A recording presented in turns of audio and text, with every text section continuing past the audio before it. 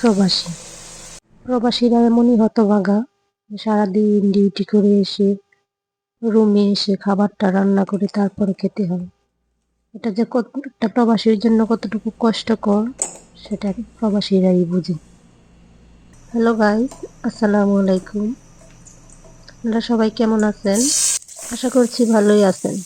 আমার YouTube channel Sumaiya lucky blog চ্যানেলে সবাইকে স্বাগতম। আমি নতুন চ্যানেল খুলেছি, আশা করি সবাই পাশে থাকবেন, লাইক কমেন্ট করবেন, সাবস্ক্রাইব করবেন। আজকে বলবো প্রবাসীদের নিয়ে কিছু কথা, কারণ আমি একজন প্রবাসীর বউ।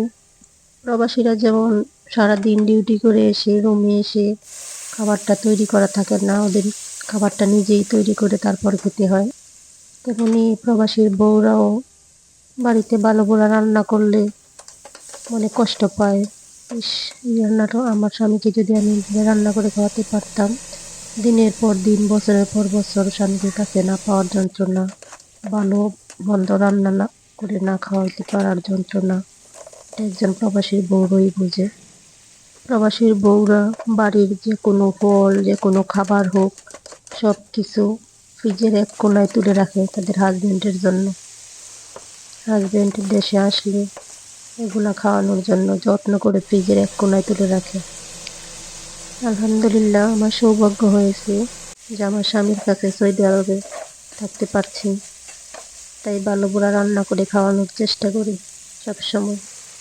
সব সময় চেষ্টা করি যেন ডিউটি থেকে বাসায় এসে একটু শান্তিতে খেতে পারে, মজা করে যেন দুমুঠো ভাত খেতে পারে।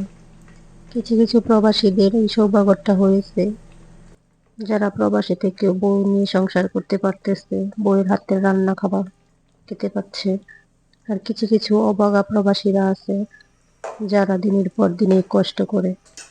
বাইরে ডিউটি করা যতটুকু কষ্টকর, আমার মনে হয় বাসায় এসে আবার রান্না করাটা ওদের জন্য বেশি কষ্টকর। আমরা মেয়েরা তো একবেলা রান্না করলেই হাঁপিয়ে উঠি, আর মন চায় না কোনো কাজ করার জন্য। আর এই সৌদি আরব এত রোদ যে আসছে সেই বুঝতে পারবে। এত রোদ, এত তাপ, এই তাপ, অতিরিক্ত তাপের মধ্যেও প্রবাসীরা কাজ করে, ডিউটি করে, সারাদিন ডিউটি করে তারপর রুমে গিয়া কিভাবে যে রান্না করে খায় সেটা মনে হইলে আমার নিজেরই কষ্ট লাগে। মাঝে মাঝে বাইরে গেলে যারা বাইরে ডিউটি করে তাদের দিকে অবাক হয়ে তাকিয়ে থাকে, এত কষ্ট করে ওরা পরিবারের জন্য। আমার খুব মায়া হয়। অনেক তো কথা বললাম, সব শেষে বলি আজকে আমার রান্না নিয়ে। আজকে আমি রান্না করেছি পুঁই শাকের ডাঁটা আর আলু দিয়ে চিংড়ি মাছ। রান্নাটা কেমন হয়েছে সবাই বলবেন কমেন্টে।